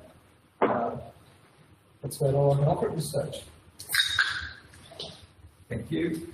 Any further comments or questions regarding item 1 of the Division of Fund Administration's report? Nothing further. We'll put that. All those in favour? Against? Carried. Item 2, the statement of rates and annual charges, Division of Finance Administration's report. Someone happy to move that? Second, Councillor Brewer, happy to move. Second, Councillor Bruce. Councillor Brewer.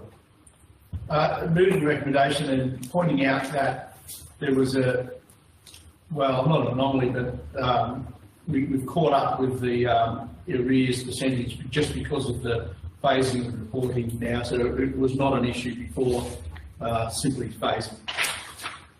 Thank you. Further comments, questions regarding item 2? Nothing further. We'll put that. All those in favour? Against? Carried. Item 3 is the works progress report pertaining to the Division of Finance Administration. Someone happy to remove the recommendation and the information to be received and noted? Councillor Jackson, happy to move. Second. Councillor Walker. Councillor Jackson. Just moving as documentation.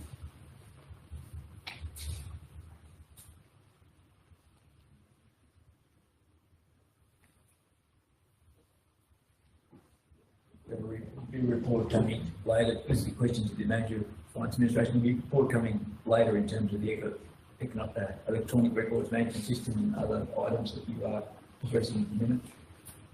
Yes, so at present, just a very quick update, I'm still in communication with the preferred option as far as council's concerned, what we feel might work best. So I can bring that back for the next meeting if you like. I present a report to council. Well, yes, I understand that. Through management, we've got two things heading in the direction: managed services, and eventually over 24, 25, managed services and an electronic document management system, and then in 24, 25 really a replacement of practical finance software, and that's what's in the budget, and that will be managed services will stop being the headache that we've got, and then we will have a little bit of a headache trying to all financial software systems take their time to get bedded down well. And even though you know, Mr. Mayor, that I like paper, I like both electronic and it's time for us to go electronic document management systems. No, all I was just saying, action matters has occurred recently, so I was just asking where we're up to, that's all, that's, yeah, how that's progressing, that's all. Someone knows that they're preferred, but they've got a lot more work to do. Yeah. Thank you. Any further questions, information regarding item 3? Infrastructure projects pertaining to major finance administration? Nothing further, put that. All those in favour, against, carried. Item 4, 2024-2025 draft estimates. Recommendation there is that the council advertise the draft 24-25 estimates and invite public submission. Someone happy to move that way? I feel free to make. Councillor Kinsey is happy to move. Second, Councillor Taylor. Councillor Kinsey. Move the recommendation, Mr. Mayor.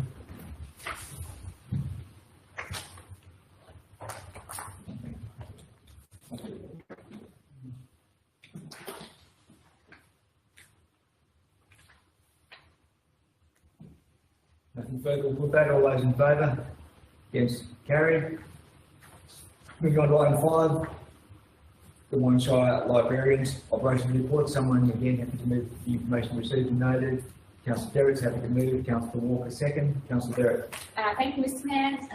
Happy to move the recommendation, and would also like to just commend the library staff and Eric Arthur, Leanne Clark, anyone who's been involved in running the various activities at the library. That's always fantastic offering, and certainly heard lots of good feedback. And my own children have been involved in some of the school holiday workshops, which is excellent. Thank you. Thank you. Anything further on item 5, the Visual Management Finance Administration report, the Librarians report? Nothing further, we'll put that. All those in favour, against, carried. Moving on to the reports of the Division Management Engineering Services. The first of those being the Works Progress report pertaining to roads. Someone happy to move that information to received and noted? Thank you, Councillor Jackson. Happy to move. Second. Councillor Bruce. Councillor Jackson. Just moving the information be received and noted.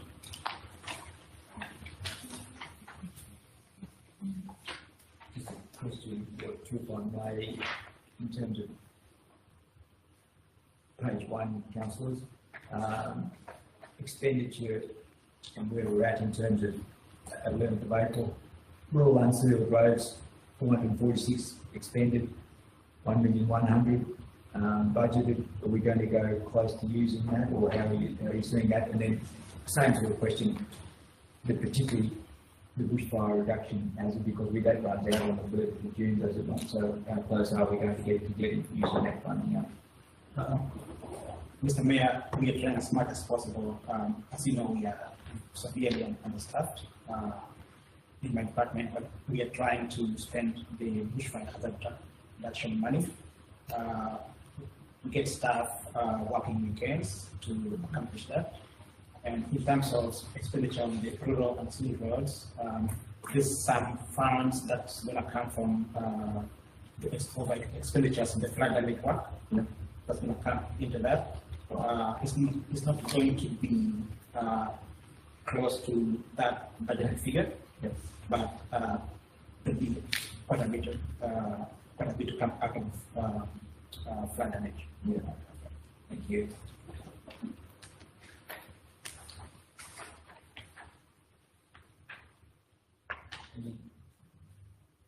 Any further comments? The engineering department also have a few things up their sleeve, probably relating to bitumen reseals, local roads as well, which that make, I mean, we don't mind having some surplus. No. But that's one of the things you're thinking of, particularly regional roads and even maybe some of the shoal roads. Well, you're just about to do something through the main street, and Yes, Mr. Mayor. Transport Police of Wales is planning quite a bit of resale on the highway. And part of it is this section that goes across town. So we want to piggyback on that and do the parking areas, because they only do the edge to edge, so they don't do the parking areas. So we're going to spend some of our money to do the parking areas so that it looks nice and uniform. Apart from that, we have some expenditure lined up on regional roads. We recognized that the guardrails on most of our roads are not compliant anymore. So we came up with a plan to replace guardrails starting with Karina Road. So we're looking at 4 guardrails there. And we're also looking at sealing some cracks on Warren Road. And Mr. Mayor, in terms of capital works, our focus is now on Nevertide Golden Road. That's starting Monday next week, and also starting Willow, that we have to finish by end of June. I appreciate it. I'm just subtracted one. Councillor Kinsey's. Most of them are busy. Councillor Good, sorry. The question we're doing through town here, so around the roundabout will be done as Mr. Mayor, unfortunately, they'll skip it. They'll skip the roundabout. that's skipped. Yeah, so they'll bridge the roundabout, skip it, go to the next. Mr. Mayor, council will look good again and not transport supply. No, just, yeah, so it's just dragging on so long with this. Absolutely.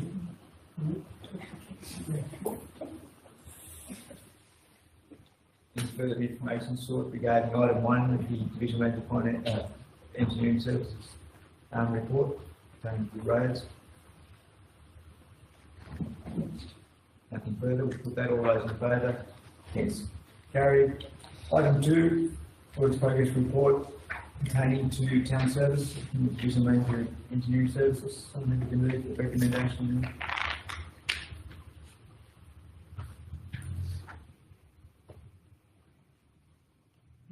Councillor Walker, happy to move. Second.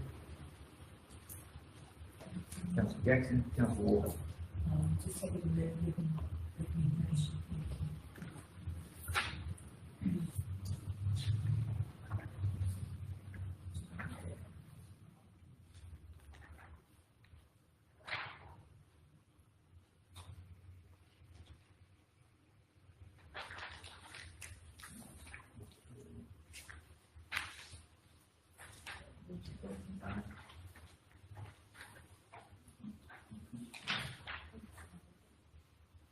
Anything further on item 2 before we put that?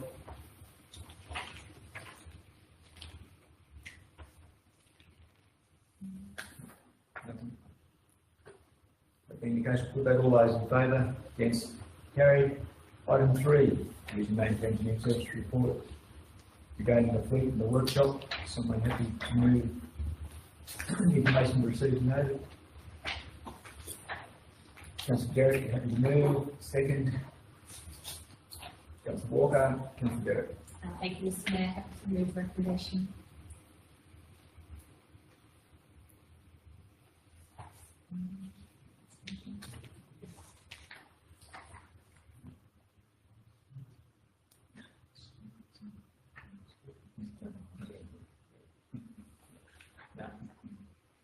Anything further on item 3?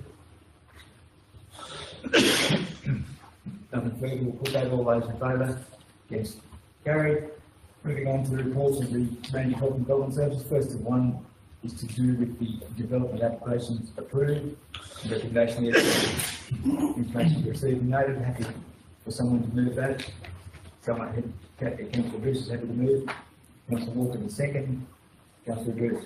No comment, just moving the recommendation, thank you. Thank you. Mr. Mayor, that micro solar farm was done by the regional planning. What is that? Is that what, 7 million or even more? Remember that?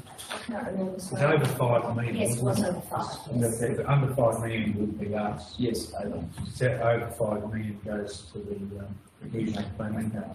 But that's 2 that have been approved out that way. So, just for information, when do you get notified of the development applications and when the state planning authority gets them, or when do you get? We get them, and then we concur with, the regional planning. Yeah. Okay. It's managed report. Their determination is based off my assessment. Yeah, it's a managed report, assessment report. No, thank you. Anything further on item 1 of the Manager Health and Development Services report? Turning to approvals, development application approvals. Nothing further, we'll put that. All those in favour? Against? Carried. No, sorry. Can we, I think you can go back, because I think that the scoreboards are up and working. Scoreboards are up and working, Victoria Road, or not? We can put that in item 2. We must check it. You can ask that question in item 2 if you like, in terms of works progress. We haven't got to item 1. We only got to item 1. Well, we wondered where you were going. So it's all right. You're well in line. Yeah, you're in line. It's okay. You're joking. You've gone past that. No, not yet. I need someone. Right, item 2, the works progress report, the Manager of Health and Development. Councillor Jackson, you're happy to get us back in line and move information received and noted. Second, please, Councillor Taylor. Councillor Jackson. I've just done that information for you received and noted. The General Manager has a comment. I think the scoreboard's up. I've been there a couple of days. I can find out for you. We'll just bring the information into after. So it would be good. It's pretty important, because I hope it is anyway. It's certainly waiting, probably maybe a final electrical connection or something like that. With the Sport and Culture Centre manager was telling me that there just needed some wording for a plaque that's going to go underneath, because I think you have to acknowledge the grant as well.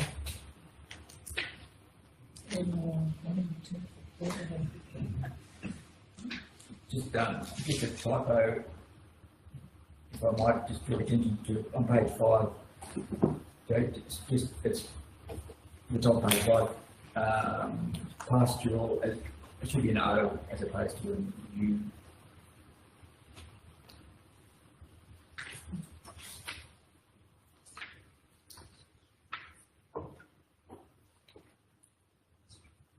Pastoral, K-A-O-R-A-L.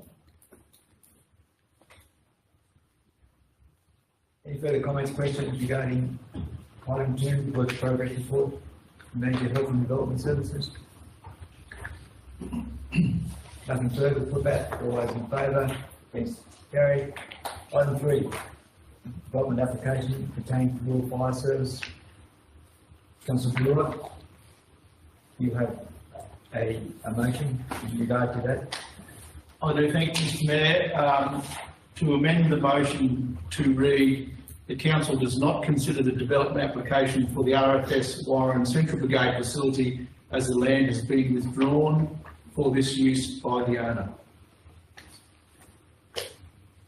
Councillor Brewer has moved that. I've moved a second. Councillor Jackson is second. Councillor Brewer. Nothing further, Mr Mayor. It's in connection with the VA approval.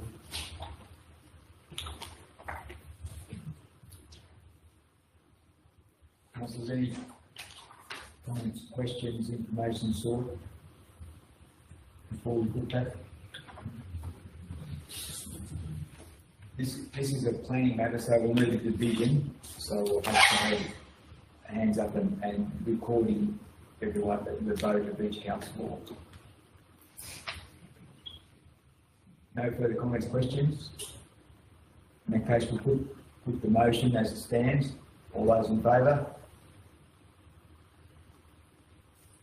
Those against, I'm not seeing any naysayers. So you've got that noted. Thank you.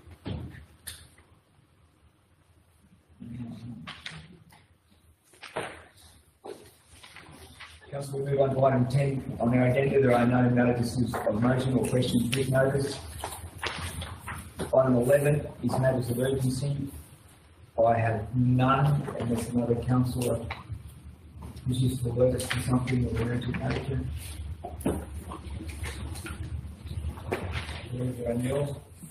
Council, we move on to the confidential matters. And in order to do that, we'll move into the committee of the whole closed council.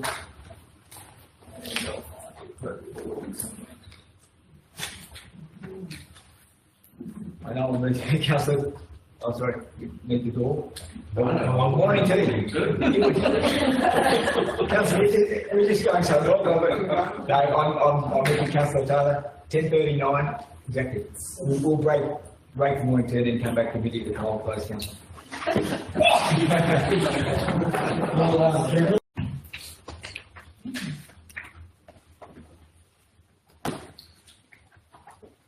Council, we're happy to resume the meeting. Take a morning break. Council, we're on to item 11 of our agenda, that being confidential matters. I'm going to ask that we move into committee of the whole closed council, and I'm going to ask for a councillor to move us that way, and seconder, and as well to move us into a resolution to exclude the press and the public from this meeting. So Councillor Taylor's happy to move those two. Councillor Bruce is happy to second. I'll put that. All those in favour? Against? Carried.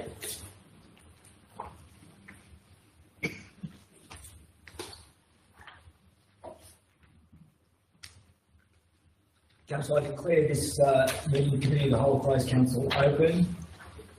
The recording now off there.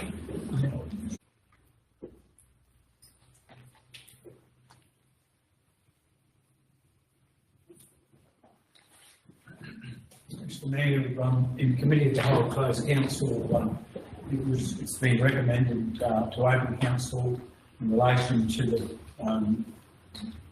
request for tender C1387, Division Casual Plant Hire Mine Works. The council, in accordance with Local Government General Regulation 21, formally agreed to accept the analysis of the tender valuations of the contract C1387 Division of Casual Plant Hire Mine Works, and 2, the council accepts the tenders as a panel contract from 36 tenderers listed on the valuation results section and attachments of this report for RFT C1387 Division Casual Plant Hire and Mine Works for a period of 1 year ending April 30, 2025. In regard to item 2, which is RFT C1387 Replacement Floodgates on the Warrentown Flood Levy, it was a move that council, in accordance with Local Government General Regulation 2021, formally agreed to accept the analysis of the tender evaluation for contract C1389 Replacement Floodgates in Warrentown Flood Levy, and subject to a favourable financial assessment carried out by Corporate Scorecard, council accepts the tender for Precision Civil and Structure for the value of $868,888.16, inclusive of GST, for RFT C1389, replacement of floodgates on the Warrentown Flood Levy. In relation to item 3, which is RFT C1390, supply and installation of rubber wet pour surfacing, the council, in accordance with the Local Government General Regulation 2021, formally agreed to accept the analysis of the tender evaluation for the contract C1390, supply and installation of rubber wet pour surfacing, and 2, subject to favourable financial assessment carried out by the Corporate Scorecard, council accepts the option 1 tender from Play Park for the value of $269,500 $493.15 inclusive of GST for RFT C1390 supply and installation and rubber wet core surfacing. Thank you for that. I wonder, is it possible to move those whole three, someone move them second? Or you could. Councillors, I wonder if we might just move those whole three with the same mover and seconder, if that's acceptable for the meeting. So I'll look for a mover and a seconder for the three items came out of the committee of the whole place council. Councillor Brewer is happy to move, second Councillor Jackson. For each of those three, councillors, you happy with that, Councillor Brewer and Councillor Jackson? Thank you. Any further discussion, information sought before we put those three?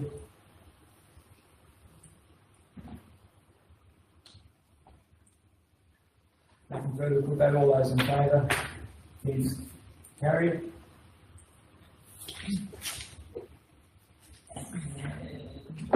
Councillors, that concludes our meeting. There are no presentations. Just a reminder of Anzac Day tomorrow, 6 o'clock for the 5:30. 5:30, yeah, be organised. Councillor Jackson, I hope you'll be in attendance with you.